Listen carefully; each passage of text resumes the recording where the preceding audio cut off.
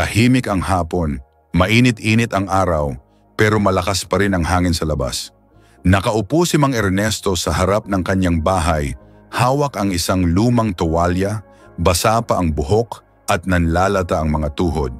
Sanay na siyang maligo tuwing hapon. Paulit-ulit araw-araw, hindi pwedeng hindi. Dahil ang pakiramdam niya, pag hindi siya naligo, hindi siya malinis. Pero nitong nakaraan, may kakaibang nangyari. Pagkatapos ng kanyang regular na paliligo, habang naglalakad papunta sa kwarto, bigla siyang nadulas. Isang iglap lang, walang pasabi. Ang matandang sahig ng kanilang banyo, basa at makinis, hindi kinaya ng kanyang paa. Nahulog siya, tumama ang balakang at kinailangang dalhin sa ospital. Doon lang niya napagtanto, hindi pala basta paliligo lang to. May epekto pala talaga sa katawan natin habang tumatanda.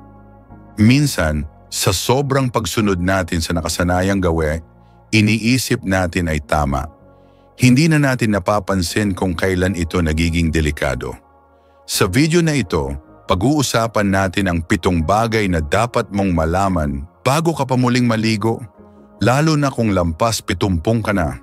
Hindi ito takutan. Ito ay pagsasabi ng totoo. Totoong makatutulong ang tubig at sabon sa kalinisan.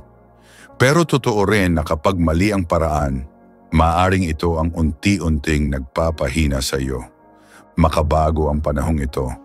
Pero ang katawan natin, lalo na kapag tumatanda, ay may sistema at ritmo na dapat igalang. Hindi lahat ng paniniwala tungkol sa kalinisan ay totoo pa rin ngayon. At ang mga payo mula sa mga doktor at eksperto ay nagbibigay linaw sa bagay na ito. Kaya bago ka pa man magbasa ng mga komentaryo o umabot sa dulo ng video, gusto ko nang tanungin ka agad, ikaw ba, ilang beses ka naliligo sa isang linggo? At sa palagay mo, may epekto ba ito sa lakas o kalusugan mo ngayon? I-type mo sa comment section kung anong paniniwala sa paliligo ang nakuha mo sa pamilya mo. At kung sa tingin mo ito ba'y nakakatulong pa o kailangan ng baguhin. Dahil sa pag-uusap, dun tayo natututo. At sa edad natin, hindi huli ang lahat para matuto muli. Isang simpleng ligo, isang matinding pagsubok. Si Aling Selly, 76 na anyos, ay kilala sa kanilang barangay bilang masayahin, malinis sa katawan at palaging amoy bagong ligo. Araw-araw siyang naliligo kahit medyo malamig, kahit nanlalambot ang tuhod. Para sa kanya, ito ay hindi lamang tungkol sa kalinisan, kundi bahagi ng disiplina at dignidad bilang isang senior. Subalit isang umaga, habang naliligo, bigla siyang nahilo.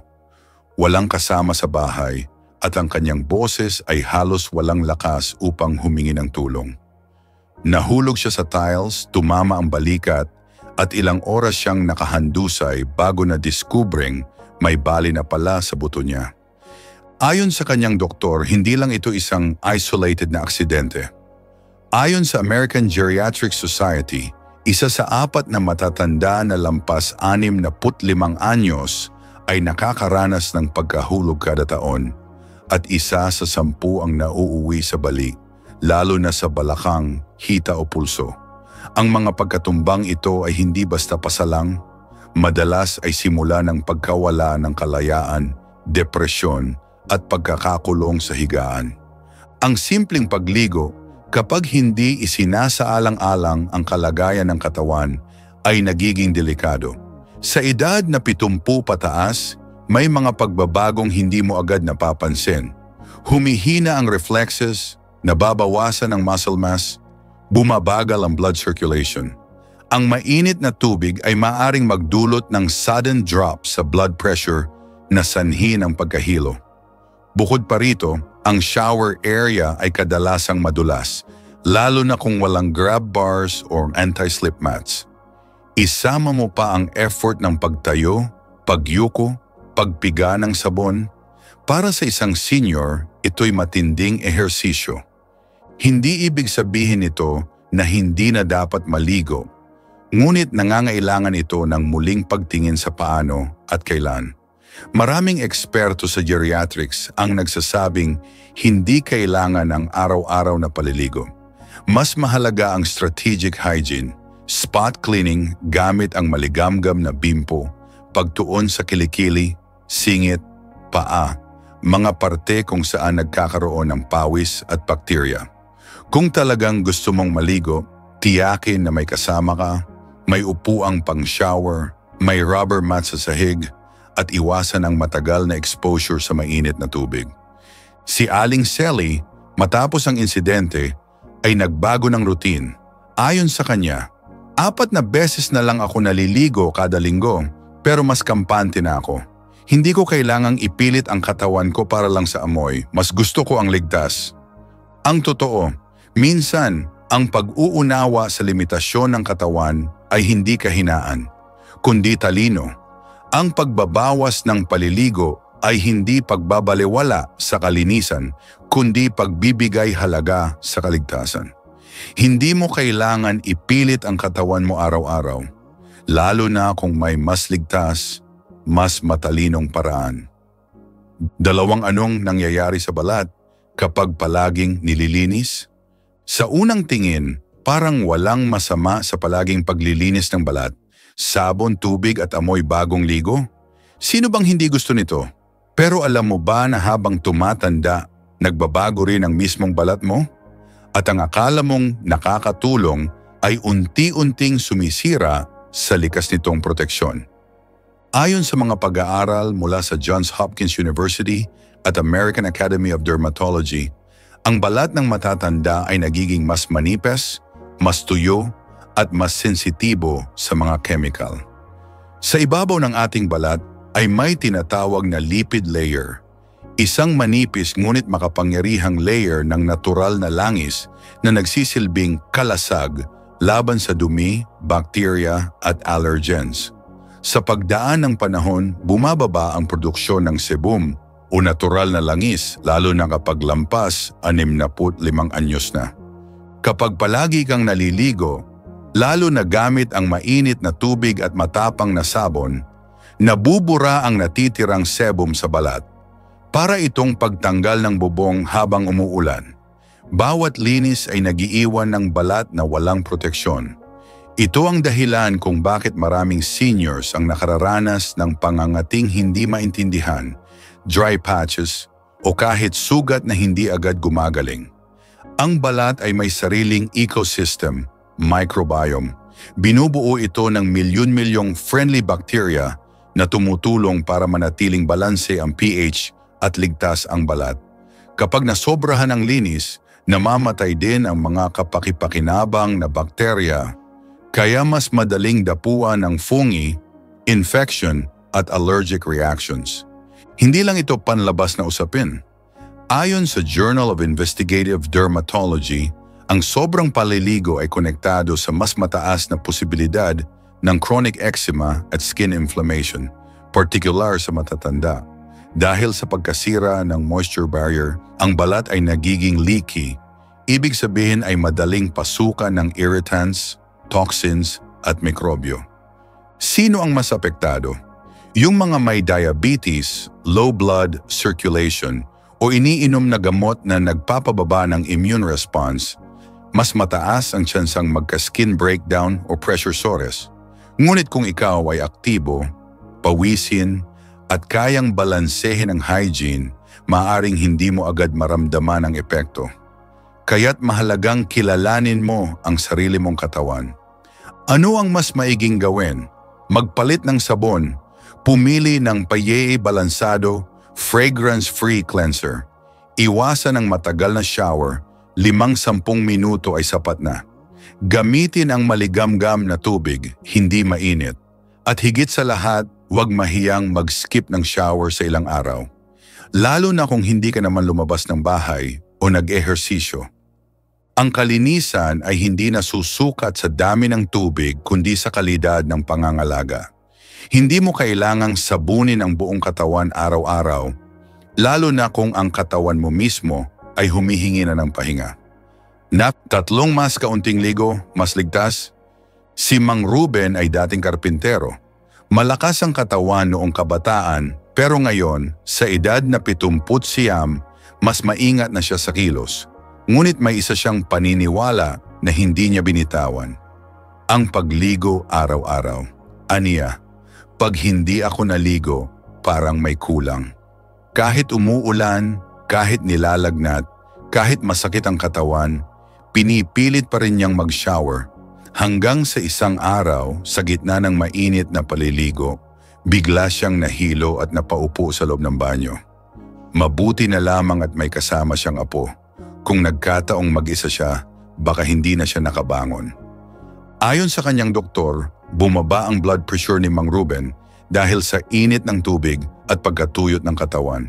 Isa itong paalala na kahit ang mga akala nating simpleng gawe, kapag isinagad, ay maaaring humantong sa panganib. Matapos ang insidenteng iyon, tinanong siya ng doktor, "Gusto mo bang mabango araw-araw o gusto mong makasama pa ang pamilya mo sa mas mahabang panahon?" Hindi na siya sumagot. Pero mula noon, tuwing-tuwing ikatlong araw na lang siya naliligo. At sa pagitan, sponge bath at punas lang sa mga parte ng katawan. Maraming matatanda ang nahihiyang sabihin na pagod na sila sa araw-araw na paliligo. Parang kasalanan, parang tamad. Pero ang katotohanan, ang pagpapahinga ay hindi tamad. Ito ay pag-unawa sa pangangailangan ng katawan. Ang mas kaunting pagligo ay hindi kabawasan sa dignidad, kundi paraan para manatiling ligtas at buo. Kung katulad ka ni Mang Ruben na dati ay naniniwala sa araw-araw na paliligo, baka oras na para pag-isipan muli. Hindi lahat ng naririnig natin noong kabataan ay akma pa rin sa katawan natin ngayon. Mas kaunti, minsan ay mas makabuluhan. At kung sa mga unang bahagi ng video na ito ay nararamdaman mong natututo ka, baka ngayon ang tamang panahon para ipakita mong kasama ka sa paglalakbay na to. Kung gusto mong patuloy kang makakuha ng ganitong klaseng makabuluhang impormasyon, pindutin mo ang subscribe. Hindi para sumunod sa uso, kundi para sa sarili mong kaligtasan, para sa sarili mong kaalaman. Dahil dito sa channel na ito, hindi ka lang nanonood, natututo ka. At minsan, isang simpleng video lang ang kailangan para mabago ang pananaw mo sa buhay. Hindi kailangang pilitin ang katawan mo. Ang tunay na lakas ay hindi nasusukat sa dami ng ginagawa mo, kundi sa karunungang alam mong kailan ka titigil. Tulad ni Mang Ruben, hindi siya naging mahina dahil binawasan niya ang paliligo. Sa totoo lang, doon siya naging mas matatag, mas marunong, mas ligtas. 4 na banyo. Ligtas ba talaga ito para sa iyo? Maraming tao ang iniisip na ang banyo ay isa sa mga pinakaligtas na lugar sa bahay. Malinis, tahimik, at personal. Pero para sa mga matatanda, lalo na ang lampas 70, ang katotohanan ay kabaligtaran. Ayon sa datos ng Centers for Disease Control and Prevention, CDC, isa sa 4 na matatanda sa Amerika na lampas 65 anyos ay nakakaranas ng pagkahulog bawat taon. At isa sa 5 insidenteng ito ay nauuwi sa seryosong injury gaya ng fracture o traumatic brain injury. Isipin mo, ang isang madulas na sahig, isang maliit na pagkiskis sa sabon, o isang maling hakbang lang, sapat na para madulas ang isang senior. Sa edad na ito, hindi na mabilis ang reflexes. Bumabagal ang balanse at mas mahina na rin ang mga buto. Kaya kahit simpleng pagkadapa ay maaring magresulta sa bali sa balakang, na kadalasang nangangailangan ng operasyon o matagal na bedridden recovery. Hindi lang ito teorya.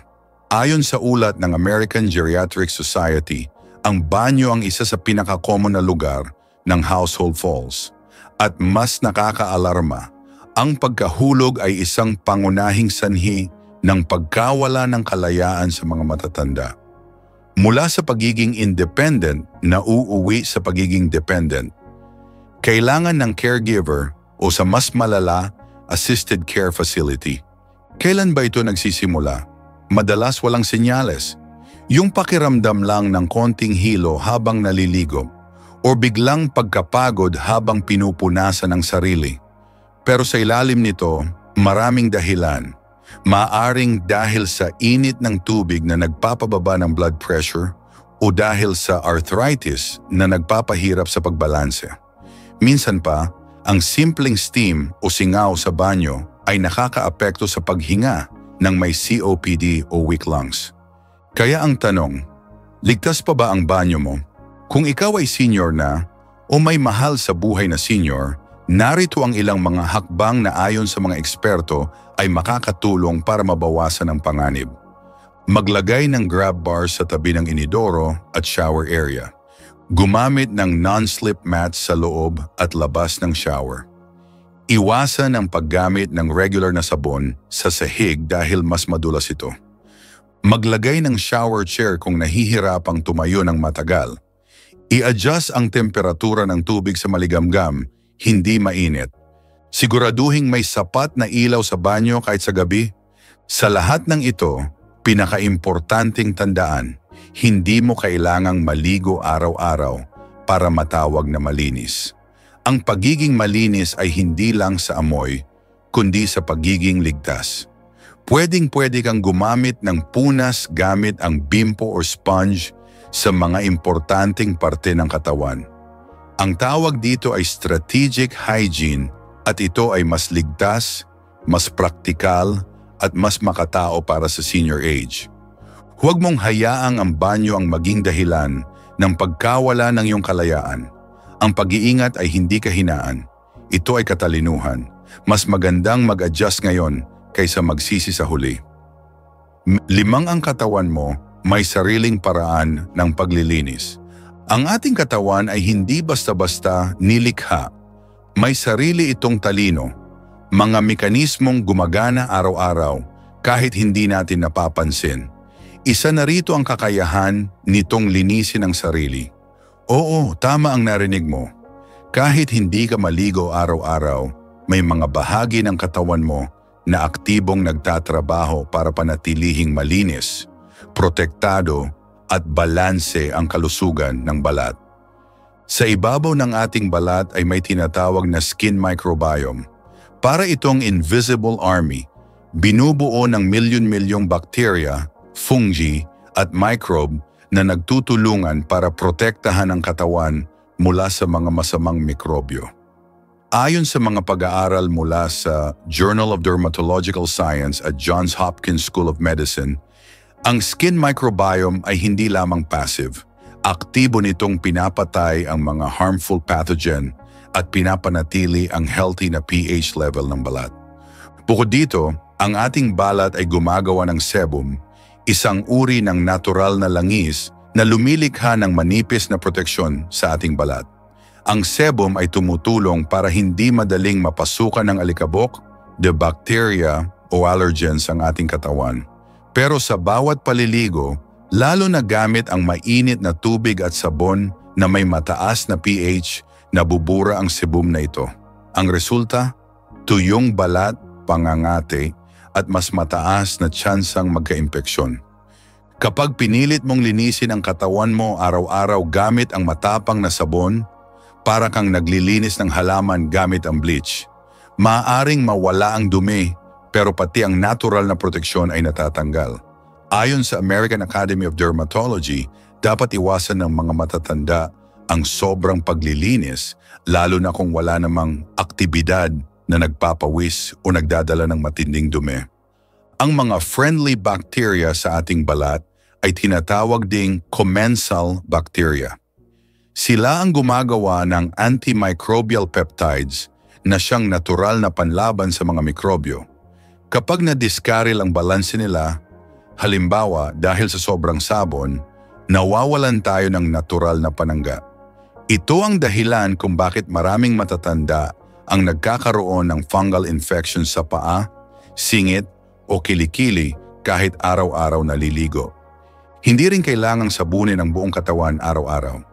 Ayon sa mga dermatologists, sapat na ang tinatawag na focused cleansing. Linisin ang mga bahagi ng katawan kung saan may maraming sweat glands o oil buildup, gaya ng kilikili, singit, paa at puwitan. Ang iba pang bahagi tulad ng braso, binti, likod ay pwedeng punasan lang gamit ang maligamgam na basang bimpo. Hindi ito tungkol sa pagiging tamad, kundi sa pagiging marunong. Ang katawan mo ay may sarili ng sistema. At kung pababayaan mo itong gumana ng natural, mas magiging balanse ang kalusugan mo. Mas konting irritation, mas konting gamot, at mas konting takot sa sugat o impeksyon. Kaya't kung natatakot kang hindi maligo araw-araw, tandaan, may ginagawa na ang katawan mo para sa iyo. Ang kailangan mo lang ay unawain ito at suportahan, hindi sabayan ng labis-labis na paglinis. Nira, 6 na kapag ang ligo ay nakakapagod, hindi na ito self-care. Si Aling Rosa ay 74 na taon. Dati siyang aktibong lola, nag-aalaga ng mga apo, nagluluto araw-araw at kahit paminsan-minsan ay nagsisimba pa. Pero nitong mga huling buwan, napansin ng kanyang pamilya na madalas siyang pagod. Hindi na siya kasing liksi. Wala ring gana, ang akala nila ay simpleng pagtanda lang hanggang sa ikinuwento niya ang isang bagay. Pagkatapos kong maligo, parang nauubos na ang lakas ko. Sa unang tingin, parang maliit na bagay lang ito. Pero kung susuriin mo, may basehan ang kanyang sinasabi. Ayon sa Journal of the American Medical Association, JAMA, maraming matatanda ang nakararanas ng tinatawag na post-shower fatigue, isang kondisyon kung saan ang katawan ay lubhang napapagod pagkatapos ng paliligo. Lalo na kung ito ay mainit, matagal at sinasabayan ng matagal na pagtayo, pagyuko at pagsasabon ng buong katawan. Ang katawan ng isang senior ay may mas mababang enerhiya reserves. Sa edad na lampas 70, bumabagal ang metabolism, humihina ang kalamnan at mas madali tayong kapusin ang hininga. Ang paliligo na para sa ilan ay relaxing, ay para sa matatanda ay pwedeng maging exhausting. Ayon sa mga eksperto sa geriatrics, ang matagal na pagkakatayo sa ilalim ng mainit na tubig ay maaaring magdulot ng pagluwag ng blood vessels na siyang dahilan ng biglaang pagbaba ng blood pressure. Ito ang sanhi ng pagkahilo o minsan ay pagkadulas. Dagdag pa, ang steam o singaw sa loob ng banyo ay nakakaapekto rin sa mga may hika, COPD o mahinang baga. Hindi lang pisikal ang epekto nito.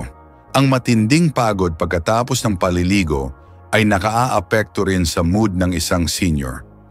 Ayon sa isang pagsusuri ng National Institute on Aging, ang regular na pagkapagod ay konektado sa pagbaba ng interes sa mga gawaing bahay, pagkain at pakikipag-usap. Para sa isang senior na mag-isa sa bahay, ito ay maaaring mag-ugat sa depresyon. Pero may paraan para maiwasan ito. Una, huwag ipilit ang araw-araw na paliligo. Kung hindi ka naman pawisin o hindi lumabas ng bahay, ayos lang mag-skip. Ikalawa, gumamit ng shower chair o upuan sa paliligo para hindi mapagod sa pagtayo. Ikatlo, gumamit ng handheld shower para makontrol ang direksyon ng tubig. At higit sa lahat, siguraduhing maligamgam lang ang tubig, hindi mainit. Ang paliligo ay dapat maging bahagi ng self-care. Pero kapag ang self-care ay nagpapahina sa iyo, kailangan itong baguhin. Minsan ang pagbawas sa isang gawi ay hindi pagkukulang, kundi pagmamahal sa sarili. Tulad ni Aling Rosa nang pinili niyang bawasan ang paliligo, napansin niya, mas may energy siyang magbasa ng dyaryo, makipagkwentuhan sa mga apo at makalakad-lakad sa labas. Sabi niya, hindi ko inisip na ang simpleng pagbabago sa routine ko ay ganito pala kalaki ang epekto. Bilang matatanda, hindi na natin kailangang sundin ang bawat pamantayan ng kabataan. May karapatan tayong iayon ang sarili nating kalinisan sa ating kakayahan. At kung ang pagpapahinga ay nakakatulong, bakit natin ito ipagkakait? 7 na ang ligo, mas magaan ang buhay, kwento ni Lolo Ben. Si Lolo Ben ay 82 taon. Dating guro sa sekundarya, retirado na pero nananatiling masigla ang isip at bukas sa mga bagong kaalaman. Subalit may isa siyang naging paniniwala mula kabataan. Ang tunay na disiplina ay makikita sa taong malinis sa katawan. Kaya kahit 80 siya, araw-araw pa rin siyang naliligo. Minsan pa'y 2 beses kung maalinsangan. Ngunit isang araw, dumalaw ang kanyang anak na nurse mula sa abroad. Napansin nito ang pangangati sa balat ni Lolo Ben, pati ang pamumula sa ilang bahagi ng katawan. Nang tanungin, ikinuwento niya na tuwing gabi parang may kirot ang balat niya at pakiramdam niya ay laging tuyong-tuyo ito. Inakala niyang dahil lang ito sa edad. Ngunit nang suriin ng anak, napagtanto nilang sanhi ito ng araw-araw at minsan sobra pa, na paliligo gamit ang matapang na sabon at mainit na tubig. Ipinakilala ng anak ni Lolo Ben sa kanya ang konsepto ng strategic hygiene. Hindi kailangang sabunin ang buong katawan araw-araw. Hindi kailangang gumamit ng matapang na sabon. Mas mainam ang spot cleaning sa kilikili, singit, paa at paggamit ng maligamgam na tubig. At higit sa lahat, pwedeng magpahinga sa araw na hindi naman kailangang lumabas o mag-ehersisyo. Ipinakita rin ng anak ang mga alternatibong pwedeng gamitin, gaya ng pH-balanced soap, microfiber towels para sa tuyo at sensitibong balat, at sponge bathing na hindi nakakapagod. Sa una may pag-aalinlangan si Lolo Ben, parang kasalanan sa sarili, parang pagbitaw sa isang prinsipyo ng kabataan. Pero makalipas ang ilang linggo ng bagong routine, may napansin siyang pagbabago. Hindi na nangangati ang balat niya. Mas presko ang pakiramdam at higit sa lahat, mas may energy siya para sa mga bagay na mas mahalaga. Pagbasa ng libro, pag-aalaga ng halaman at pakikipagkwentuhan sa mga kapitbahay. Maging ang tulog niya ay naging mas mahimbing dahil wala ng pangangati o discomfort sa gabi. Napagtanto rin niya na maraming gawi sa buhay ay pwedeng baguhin, basta't handa kang makinig, matuto at subukan. Hindi kailangang ipilit ang mga nakagawian kung ito'y nagdadala ng sakit o pagod. Ang pag-aalaga sa sarili ay hindi lamang tungkol sa panlabas na anyo, kundi sa panloob na katahimikan at kaginhawaan. Minsan ang pagbabawas ay hindi pagkawala, kundi pagbabalik. Pagbabalik sa kaginhawaan, sa lakas, at sa tamang ritmo ng katawan. Ang hindi araw-araw na paliligo ay hindi katamaran. Ito ay isang matalinong pagpapasya para sa sariling kapakanan. Kung ikaw ay senior na rin, tanungin mo ang sarili mo. Ginagawa mo pa ba ang mga bagay dahil kailangan talaga? O dahil nakasanayan mo lang? Baka panahon na para ikonsidera kung may mas magaan, mas ligtas at mas epektibong paraan. Tulad ni Lolo Ben, baka sa pagbawas mo ng ilang hakbang, dun ka pa muling lumaya. Ngayong narinig mo na ang mga kwento, datos at payo, isang tanong na lang ang gusto naming iwan sa iyo. Sa lahat ng nakasanayan mong gawi, alin kaya ang pwedeng baguhin para sa ikabubuti mo? Ang kalinisan ay mahalaga, pero mas mahalaga ang kaligtasan. Ang amoy ay kayang solusyonan. Ang tuyong balat, pagod na katawan at peligro ng pagkadulas, minsan hindi na. Ang katawan mo ay may sarili ng ritmo at sa edad natin, dapat matuto tayong makinig sa sinasabi nito. Hindi lahat ng dating tama ay tama pa rin ngayon. At hindi dahil matanda ka na ay wala ka ng karapatang magbago. Sa totoo lang, ang pagyakap sa bagong paraan ng pag-aalaga sa sarili ay tanda ng tunay na karunungan. Kaya kung may natutunan ka sa video na ito, kahit isang bagay lang, hinihiling naming ipahayag mo ito sa comment section. Ano ang pinakatumama sa puso mo? Ano ang binago nito sa pananaw mo sa kalinisan? Hindi lang ito para sa amin, kundi para sa iba pang seniors na naghahanap din ng sagot.